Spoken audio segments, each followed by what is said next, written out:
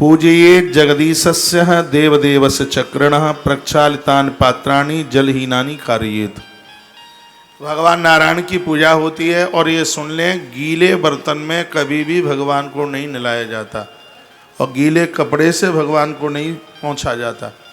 सूती वस्त्र भगवान को पोंछने के लिए सूखा बर्तन साफ करें। आप जिसमें भगवान को आप नहलाते हैं वो गीला ही होता है ज़्यादातर से। गीले बर्तन में भगवान को बिठाकर नहीं नहलाया जाता, कपड़े से उसको बिल्कुल सूखा कीजिए। नियम विधान तो यह है कि चूल्हे की राख से उसको सूखा मांजा जाए, वो वर्णन किया गया है। प्रक्षालितानि पात्राणि जलहीनानि कारयेत्।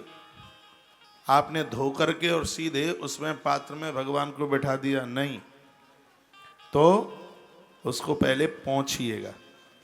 स्नापयित्वा जगन्नाथ ईश दुष्णेन वारिण प्रोक्षितव्यम तत्शरीरम दिव्य वस्त्रेण यत्नतः। भगवान को जो वस्त्र आप पहना रहे हैं उसकी बहुत बड़ी महिमा है।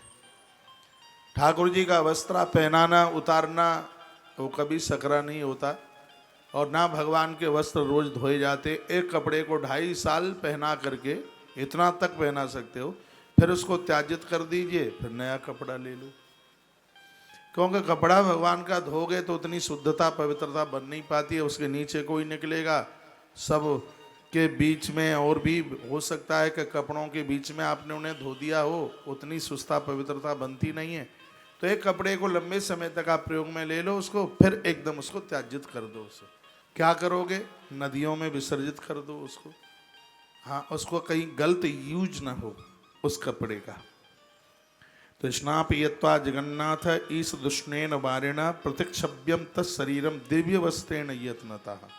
बड़ा वर्णन किया गया है, भगवान के वस्त्रों के लिए बताया गया। देखो, फिर थोड़े गर्म जल से भी भगवान को आप सर्दी के समय में स्नान करा सकते हो। हमें पहले नहीं पता तो हमने तो ठाकुर जी को गर्का दिया, नवाए नवाए ठंडे पानी में।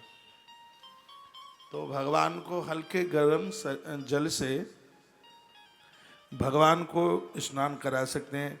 माघ मास में जो भी लोग हल्के उष्ण जल से, ये नहीं है कि ठाकुर जी की चमड़ी जल जाए, उष्ण, ना ठंडा ना गर्म, ऐसे जल से भगवान को स्नान कराता है, उसको प्राप्त होने वाले फलों का वर्णन किया।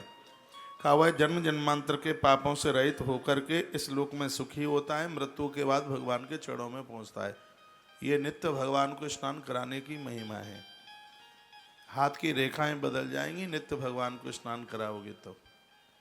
भगवान शंकर ने भी इस ग्रंथ में बहुत ज़्यादा जोर दिया, बहुत कुछ बताया। विमुक्त पातकई सर्वई जन्म जन्मांतराजितई इय भुक्तई सुखम सर्वई शेषे याति हरिग्रहम।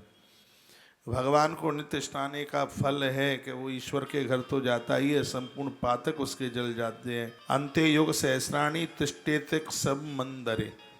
हजारों हजारों वर्षों तक धरती पर जन्म लेने वाला व्यक्ति हरि और हर का पुजारी बन करके ही पैदा होता है।